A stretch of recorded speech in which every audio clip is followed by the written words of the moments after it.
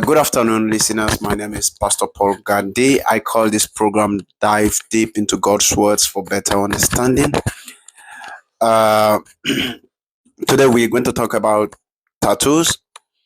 Uh, Believers that have tattoos and they feel like, they are the worst sinners in this world. People look at them and say, you have tattoos and all of that.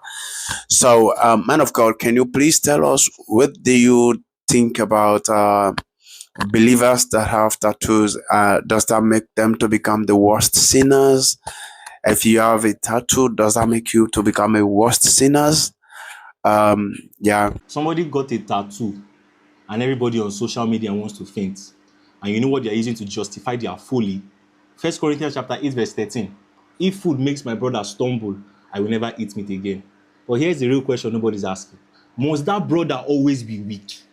What's your problem? You see, this argument comes from the idea of weaker brother, that mature believers should limit their freedom so that they don't make others stumble. And yes, I get that. That principle is biblical. Love considers people, love is sensitive, love is not reckless. But somewhere along the line, this thing has twisted into something else. It has twisted into strong believers must permanently live under the fears, the convictions, and the immaturity of weak believers. And that is not what the Bible teaches at all. In fact, let's actually read the chapter that people quote. You see, in 1 Corinthians chapter 8, are you listening?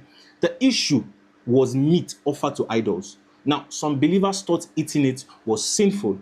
Others understood that it was just food. So we have two groups of people. Now, the Apostle Paul in verse 8 says, food does not bring us near to God.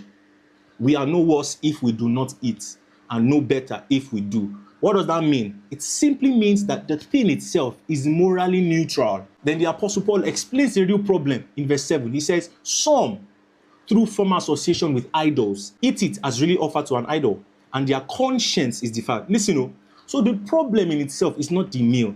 The problem is an immature conscience. Now, this is exactly what people miss. The Apostle Paul says he will limit his freedom out of love, not because the weak believer is correct, one, but because the weak believer is still growing. Now, weakness in scripture is never meant to be permanent, for crying out loud. What is wrong with you people? You see, Hebrews chapter 5 and verse 12 says, by now you ought to be teachers, but you still need milk. That's the state of some of you on social media. You just don't know it.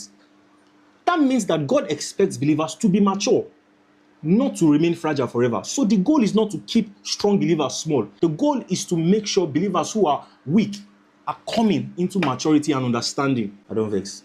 Monja, calm down. Monja, calm down. Monja, calm down. So yes, love limits freedom. Yes, we consider context. Yes, we avoid being arrogant with our liberty, of course. Any right-thinking person will understand that. But the Bible never teaches that the mature must stop maturing because someone else refuses to grow. In Colossians chapter 2 and verse 16, the Apostle Paul says, let no one judge you in food or drink. So scripture is clear. Freedom is real. Growth is expected. Weakness is a stage, not a lifestyle.